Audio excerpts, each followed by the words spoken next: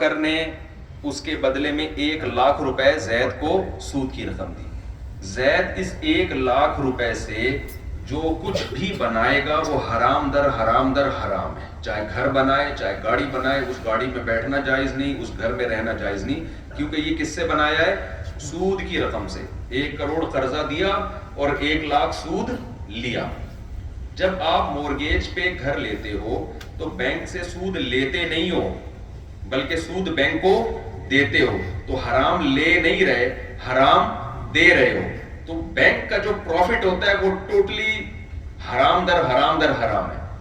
آپ کے لیے گناہ یہ ہے کہ آپ نے قرضہ لیا کیوں, ناجائز عمل کیا, وہ رقم آپ کے لیے حرام نہیں ہے.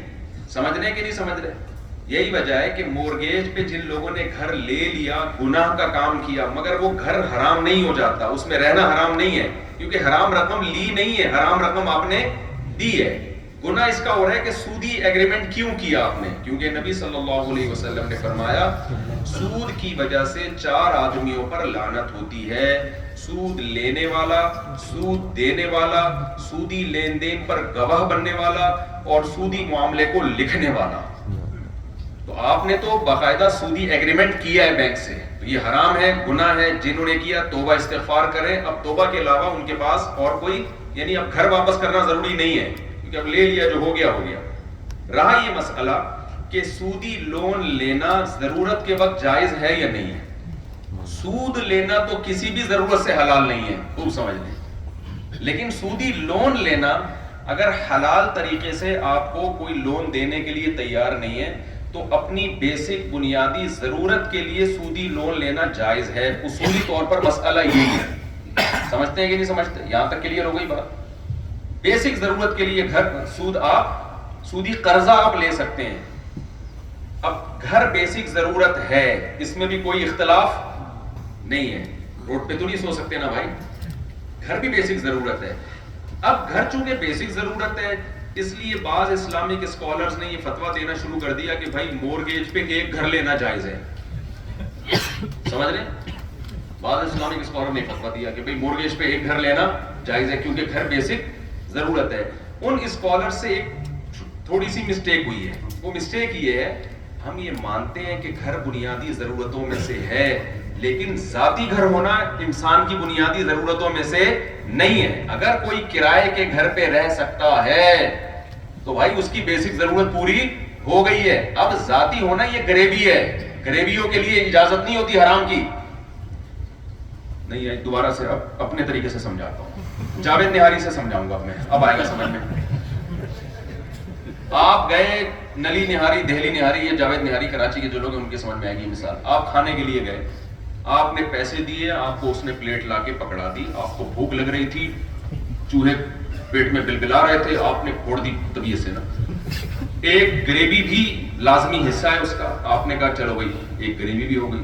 اس کے بعد اب آپ گریوی مانگیں گے, اس کی مرضی آپ کو دے یا نہ دے, کیونکہ وہ گریوی ضرورت نہیں ہے, وہ اضافی ہے.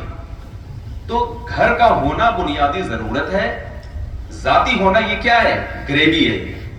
کیونکہ دنیا ہمیں شریعت نے بتایا مسافر خانہ ہے, یہ رہنے کی جگہ نہیں ہے. جس کے ذاتی گھر ہوتے ہیں وہ بھی ذاتی نہیں ہوتے, یہاں سے جنازے اٹھتے ہیں, دیواروں اینٹوں سے دل لگانے کی بالکل بھی ضرورت نہیں ہے. سمجھ رہے ہو؟ تو پیڑے کھانے کے لیے سودی قرضے کی اجازت نہیں ہے, لوگ پیڑے کھانے کے لیے لے رہے ہیں.